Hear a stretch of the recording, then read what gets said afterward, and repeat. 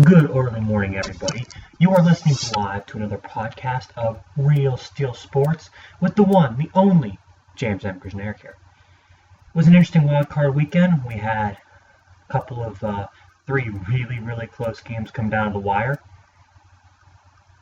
In addition to that, we also had one game which featured a complete total meltdown by one of the preservative preseason favorites in the AFC.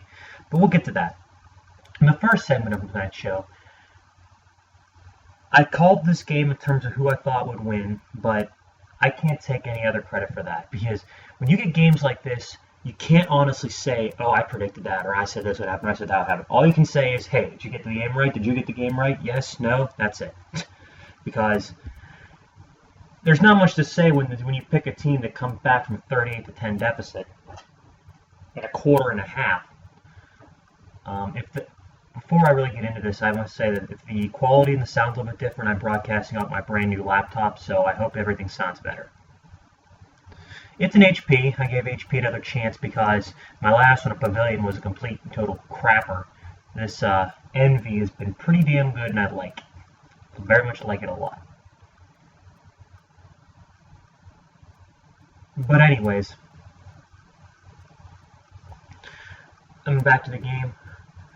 There's really nothing you can say about this. I don't really have a whole lot to break down other than the fact that the Colts got down really quickly, 17-7. Then at one point it was 38-10. Then it was 38-10, and then all of a sudden, before you know it, T.Y. Hilton takes a long pass from Luck to the house, and they're up by a point with less than 4 minutes to go. It's kind of funny because I'm a bigger fan of the Chiefs than I am the Colts. But I was rooting for the Colts to complete the comeback. I actually kind of wanted the Chiefs to score more points earlier, and then the Colts come back and win, because it was a 34-point deficit in a break of the tie between the Bills and the Chiefs, between the Bills and the Oilers from '92, and that would have been something. But I think the one thing that we can take away from this game is, for one, the Chiefs have a bright future going forward. Alex Smith's still a good quarterback. Jamal Charles, if he was in there, I think they would have put the game away. Dwayne Bowe, A.J. Jenkins has a change of scenery from San Fernando to Kansas City, and he's had a pretty good year. They got talent. They got all kind of things. But in my opinion, what makes this team go is the fact they got Andy Reid, and the fact that I still think that Andy Reid can win a Super Bowl, and I think he will win a Super Bowl in Kansas City. And the reason why is because I don't think the Broncos are going to be as good as advertised for the next 4 or 5 years. I think Peyton Manning's skill set's going to slowly start to go down the hill. I think he's slowly going to go downhill, and I think the Chiefs with a younger roster and more talent, I think, will start to climb. But flip over to Indianapolis, the one thing I like to say about them is, if there's any doubts about letting Peyton Manning walk and drafting Andrew Luck, I think they should be immediately put to bed after last night's game, after Saturday night's game. Because I know for a fact that in the playoffs, Peyton Manning would not have completed that comeback. Brady, maybe. But Andrew Luck has this it factor that I've never seen in a quarterback of his age. I mean, you look at his numbers for his first 2 years, they look pretty good. You look at his numbers in the playoff game, 4 touchdowns, 3 picks. I've never seen a quarterback overcome such a bad start and have such a great finish. I mean, Jameis Winston tonight in the BCS title game was one thing, but I'll get to that in a second. But yeah, I would like to go on record saying that Andrew Luck was the best option. In fact, I said before he was drafted that he's going to be better than Peyton Manning when all is said and done. And I'm standing by those comments because look at the talent that Manning had his first 5 years in the league. Actually, his whole career. Marvin Harrison, Reggie Wayne, the list goes on and on. Reggie Wayne was hurt this year and early this season. Who did Andrew Luck have through the last half of the season? T.Y. Hilton and Kobe Fleener. That's not exactly a world-beating receiving corps, let me tell you. Let me tell you right now, this team gets a little more juice in the secondary and in the offensive skill positions. I think they'll be a threat to win the AFC in the upcoming years, because there's a good chance they could go to New England and beat them. They're that good, and New England's not as good as they've been advertised in previous years. Brady doesn't have many of the questions. But this game, I enjoyed it thoroughly. I really did. I remember I was eating pizza with my family, my girlfriend. We were watching the game. Kansas City got up on them early, and next thing we know, it was up 38-10. So we just, we went to my bedroom for a while. She went on her tablet, I went on my laptop, and I downloaded some. I went and downloaded some games for my new computer. It's a nice one, but then I come back out, and all of a sudden the score is 41-24, and I'm thinking, okay, this game's getting good. And then I flip away again. Now it's 41-38, and I'm thinking, whoa, where'd this come from? I mean, I watched the game, but like at the same time, it was like one of those things where you kind of like zoned in out because you couldn't really grasp what was happening.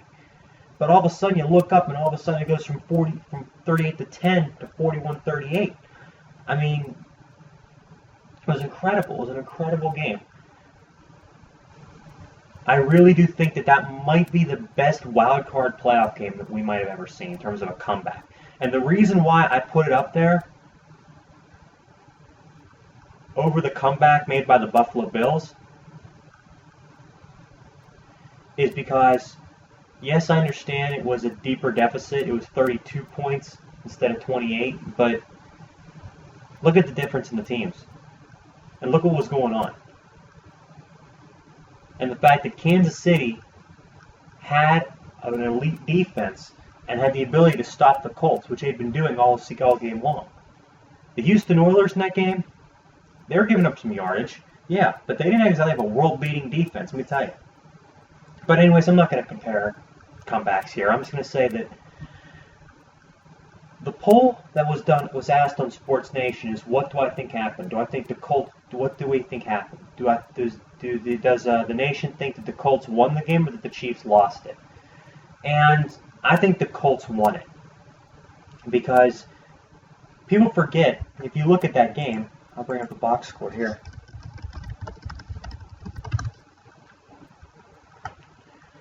Kansas City wasn't exactly lifeless in the second half. They scored 13 points. Like, I know that's not much, but still.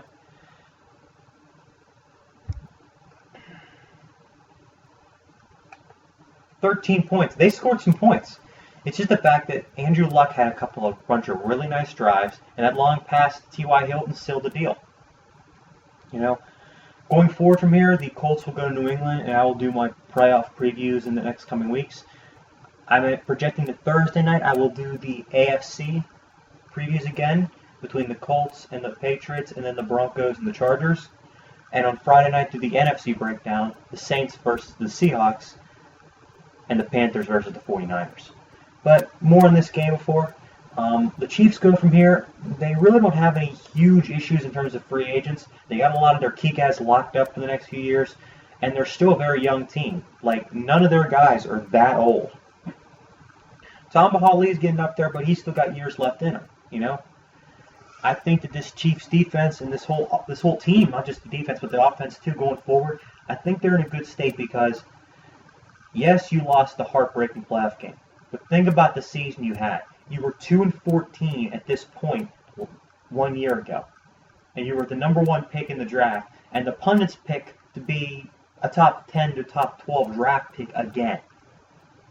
I mean, yes, people were predicting more wins, but I don't think that many people felt that 8 or 9 wins was possible. And this team, honestly, the Chiefs, if you look at the schedule that they had,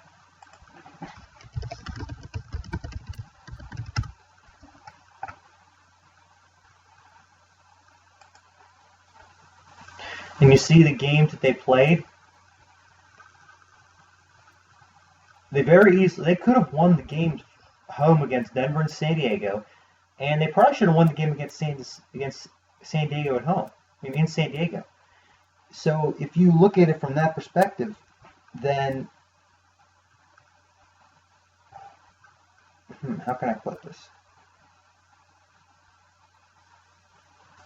The Chiefs could have been a 14-win team. They very easily could have won more games. So yes, I know you had some of that holding you back, but at the same time, this team was 2-14, and the funny thing is, they got to the wild card round of the playoffs with 11 wins without much contribution from their left tackle, Eric Fisher, their number one overall pick. Fisher did not play much this year. He was good, but the real MVPs of this team: Jamal Charles, Alex Smith, Tom Bahali, Justin Houston, Derek Johnson. This team going forward, Dontari Poe, has years left as a nucleus, as a core nucleus of guys. And I would be shocked if this team wasn't contending for a Super Bowl in the next few years, and then in the next 5 years. I'm not saying be in it, but I'm saying contending for a chance to be in it. But I mean that by appearing in the AFC Championship game, because if this team's offense and defense can play well at the same time, like the first half of the season was the defense, and the second half of the season was the offense. If both sides of football can come together and play sound football both at the same time, it's a damn tough team to beat. Alright, don't go away. I'm going to come back with my wrap-up of the San Diego Chargers and the Cincinnati Bengals.